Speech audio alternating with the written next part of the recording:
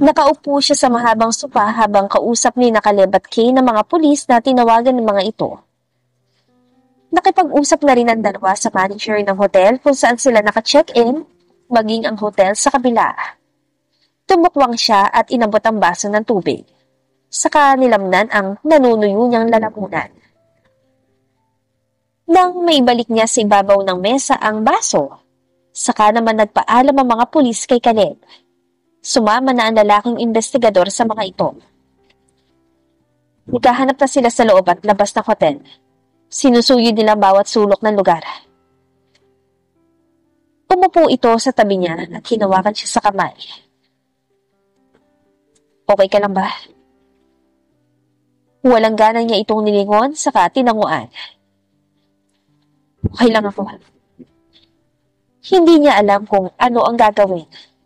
Sasabihin ba niya sa lalaki ang mga narinig kanina o ililihim niya dito at hahayaan na naman ang sarili na mahulog sa malalim na pag-iisip? Wala ba siyang sinabi sa'yo? Nang dahil sa narinig, mabilis niyang nilingon ang lalaki.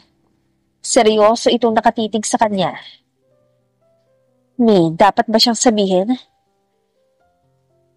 Nagpakawala ito ng hangin bago pinisil ng kamay niyang hawak pa rin ito. Napansin ko kasing balisa ka. Mukhang may nangyari may sinabi sa'yo si Rinho. Matagal niya itong tinitigan. Nag-iisip kung sasabihin ba dito ang narinig o hahayaan na lang. Sa huli ay nagpakawala siya ng hangin bago muling umiling. Wala. Muli siyang napatingin sa asawa nang punin nito ang kamay niya at dinala sa mga labi nito.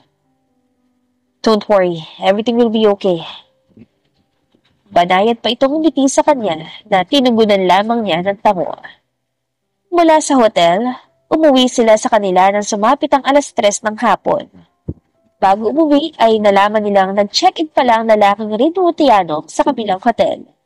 Ilang minuto matapos nilang dumating sa kwarto kung nasaan si Kay. Nakapasok naman ito sa loob ng hotel kung nasaan sila nang sabihin nito sa staff na kasama nito ang mga taong nag-check-in sa katabi nilang silid. Nakita rin sa CCTV kung paano ito tumakbo at pumatok sa pinto ng kwartong kinaroroonan niya. Habang pinapanood ng kamera, hindi niya napigilang hindi makaramdam ng kilabot. Ibang klaseng takot ang nararamdaman niya dahil sa lalaki. Nakakatakot na ito para sa kanya. Matapos pumasok sa bahay, binalingan ni Maganda si Caleb at sinabing maliligo lang para mawala ang pagod na nararamdaman. Tumango naman si Caleb at banayad ang iting hinatid ng tingin sa asawa hanggang sa makapasok ito sa silid nila. Nang mawala ito sa paningin niya, agad na kumuyom ang mga kamao niya nang muling maaalala ang lalaking si Rinho. Nagagawa na nitong lumapit sa asawa niya at masama ang loob niya dahil wala man lang siyang magawa rito. Binalingan niya at nakabukas pa rin pintuan ng bahay at takmang isasara ito. Subalit mabilis siyang natigilan sa nakita. Naroon at nakatayo ang babaeng si Aliana sa labas ng gate nila. Nagmamadaling lumabas ng bahay si Caleb at lumapit sa mataas na tarangkahan. Binuksan niya ito at natatarantang hinila palayo ang babae. Pilit namang kumakawala mula sa mahigpit niyang pagkakahawak si Lara sa braso nito.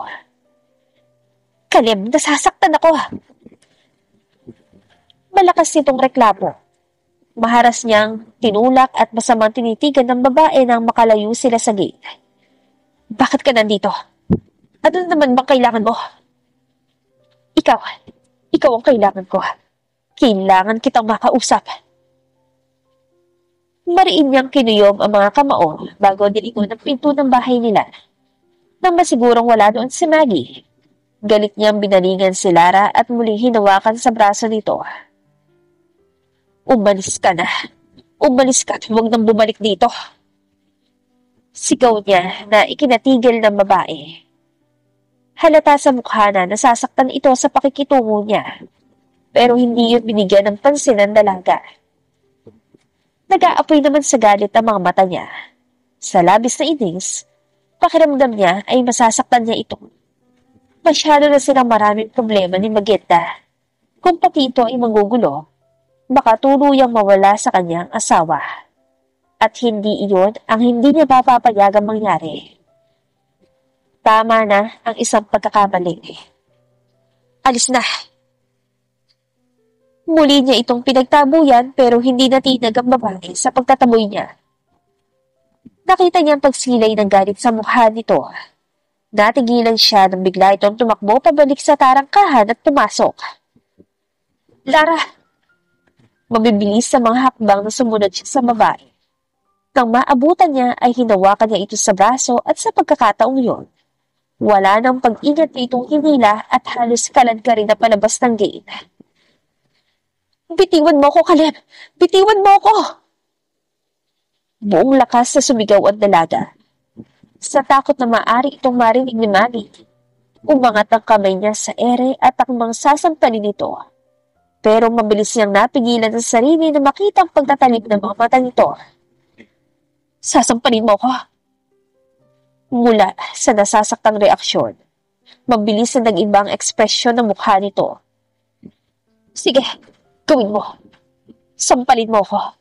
Saktan mo ko.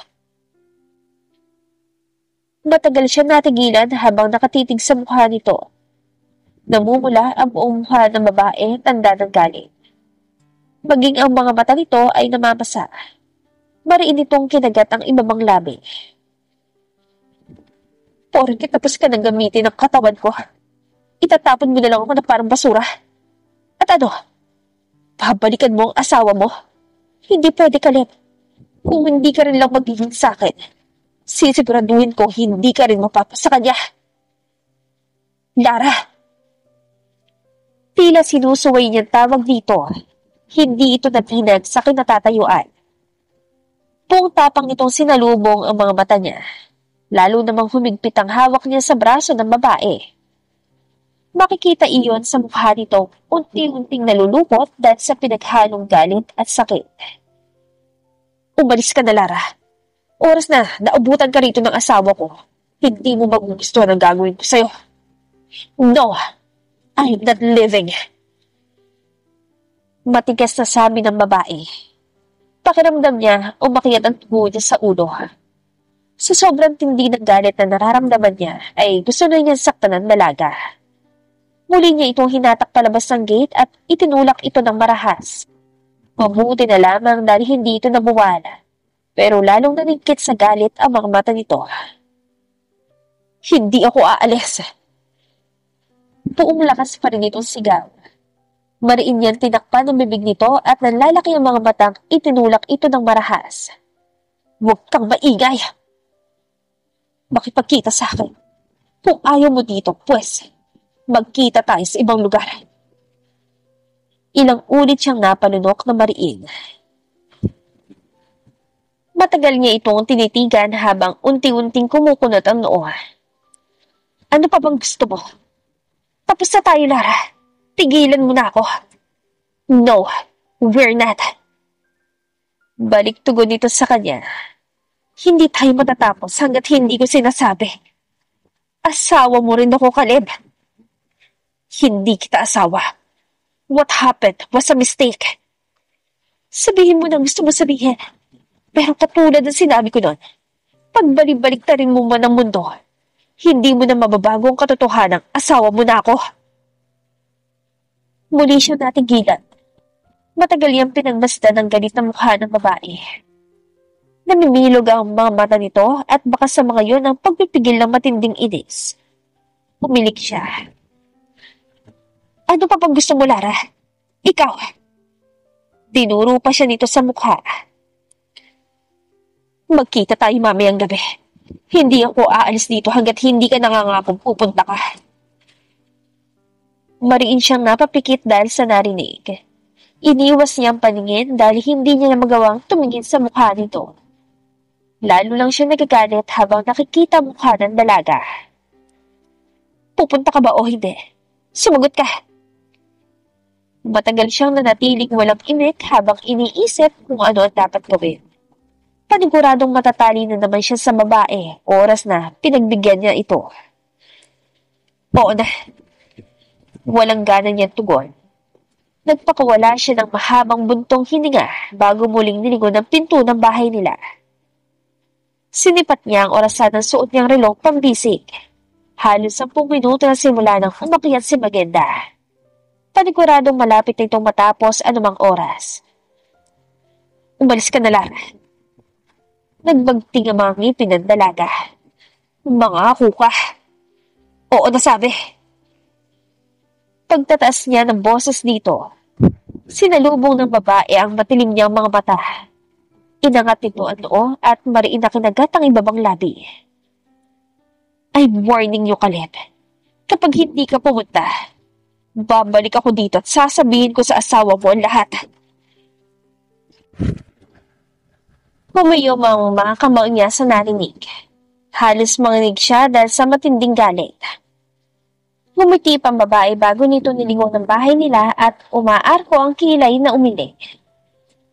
I'm sure, once I told her the truth, she'll definitely divorce you. Kapag nangyari yun, magiging akin ka na ng tuluyan. Lalo itong lumapit sa kanya at kulang na lang ay maglapat ang mga labi nila sa lapit na mukha. I will wait for you later, sa kondo ko. 8:00 ng gabi. Ilang ulit siya nagmura matapos makasakay ng kotse ang babae at nagmaneho palayo. Ngayon, hindi niya alam kung susundin ang sinabi nito o hindi. Umoo siya sa dalaga pero wala siyang balak puntahan ito. Kaso lang, ngayon matapos siyang pagbantaan ni Lara, hindi na niya alam kung anong gagawin. Pumalik siya sa loob ng bahay. Natigilan pa siya at bahagyan ng ilog ang mga mata nang makitang nakababa na ng hagdan si Magenda. Oh, bakit parang nakakita ka ng multo? Umarko ang isang kilay dito. Ilang ulit siyang lumunok bago nagbaba ng tingin. Kanina ka pa ba dyan? Ang bilis mo yata matapos na, maligo ah. Matagal siyang tinitigan ni Magenda sa mukha. Ganoon na lang ang lakas ng kabog ng kanyang dibdib. May kausap ka ba kanina? Bigla siya natigilan. Napanunok pa siya ng mahimigan ng panlalamig ang tinig nito. Pinilit niyang umiti bago lumapit sa babae. Kausap? Oo, si Aliana. Tumawag siya tungkol sa opisina. Hindi sa cellphone ang tinutukoy ko. Putol ng babae sa sinasabi niya. Pakiramdam niya ay umihit ang malakas na hangin sa kanyang likod. Anong ibig mo sabihin? Nagbuga ng hangin ng babae. Walang salita itong tumalikod at pumasok sa loob ng kitchen. Sinundan niya ang asawa hanggang sa makalapit ito sa harap ng fridge. Matapos itong magsali ng tubig sa baso, nagdududang tinitigan siya nito. Ilang ulit siyang napalunok na makita ang mga mata ng babae. Hindi niya alam kung bakit kinakabahan siya sa paraan ng pagtitig nito. Pakiramdam niya, alam na agad ng asawa ang nangyari kanina. May narinig akong kotseng umalis. Sino yun? Lumalim ang bawat paghinga niya sa narinig. Hindi niya nagawang magsalita habang nakatitig sa mga mata nitong matatalim. Tuluyan naman siyang hinarap ni Magenda. Pinagsaliko pa nito ang mga braso sa tapat ng kanyang dibdib. Baby. Humiling siya rito at ngumiti. Hindi alam kung ano ang ibibigay na dahilan. Baka sasakyan ng kapitbahay ang narinig mo. Ganun ba? Muling umarko ang kilay nito. Tanging pilit ng ngiti ang naibigay niyang tugon sa asawa. Binawi na nito ang paningin. Matapos ilapag ang baso sa ibabaw ng island counter, nilagpasan siya nito at tumungo na sa pinto. Subalit bago makalabas ng kitchen, muli siya nilingon ng asawa.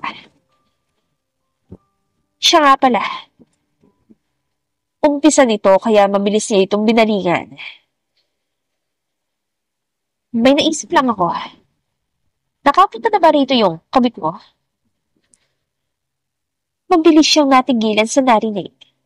Pakiramdam niya, binuhusan siya ng malamig na tubig. Ni hindi niya nagawang kumilos sa magsalita. Nanatili lamang siya nakatayo doon habang nakatitig sa madilim na mukha ng asawa. Hanggang sa sumilay ang makahulog ang ngiti sa mga labi nito. Matapos makaupo sa harap ng malaking vanity mirror sa loob ng walk-in closet nila, matagal na tinitigan ng Maggie ang sariling refleksyon. Blanko ang mukha niya.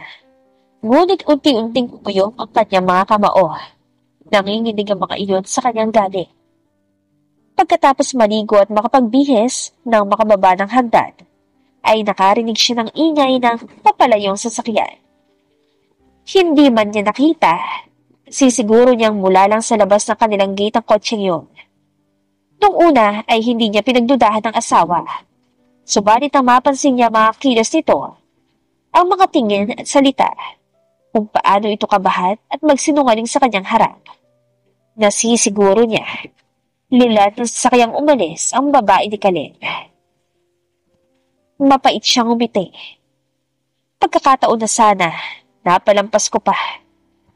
Kung sana ay mas binilisan pa niya pagligo, kung mas nagmadali sana siya sa pagbaba, baka napaaga siya at nagawang makita sa akto ang dalawa. Pero naging mabagal siya. Nauna ang takot na nararamdaman niya sa maaring mabungaran sa pagbaba niya ng hagdan. Umarko ang kilay niya nang maisip kung ano ang pwedeng dahilan ng pagpunta doon ng kabit nito. Nakikipaglaro ba't dalawa sa kanya? Imbis na ba dito na sobrang asawa niya o baka naman? Nakikipagkita ito kay Caleb? Naguga siya ng hangin bago tumayo at nagmamadaling bumaba. Ang inaasahan niya ay wala na roon ng lalaki, pero nakahinga siya ng maluwag nang makita itong nag-upo sa mahabang sofa sa loob ng sala. Nakatuon ang buong atensyon nito sa cellphone nito, pero nang mapansin siya, mabilis itong ibinaba ang phone at tumayo. Maggie. Hindi niya ito pinansin at tumiretso ng upo sa armchair na nasa tapat ng sofa na kinauupuan ng lalaki. Tumikhim pa siya bago tumingin dito. Sabi mo, sa makalawa ka papapasok. Tumango ito sa kabanayad ng umiti. May lakad ka ba ngayon? Umiling ang lalaki. Nagbawi naman siya ng tingin. Wala itong lakad? Ibig sabihin, hindi ito pinuntahan ng kabit nito para makipagkita sa lalaki? Pero may lakad ako mamayang gabi. Mabilis siyang natigilan. Lakad? Maagap itong tumango. May importanteng sasabihin sa akin sina Vicente at Robert. Mariin siya lumunok. Nagsisinungaling na naman ang lalaki. Pwes, pasensya ito dahil hindi niya hahayaang magkita ang dalawa sa araw na iyon.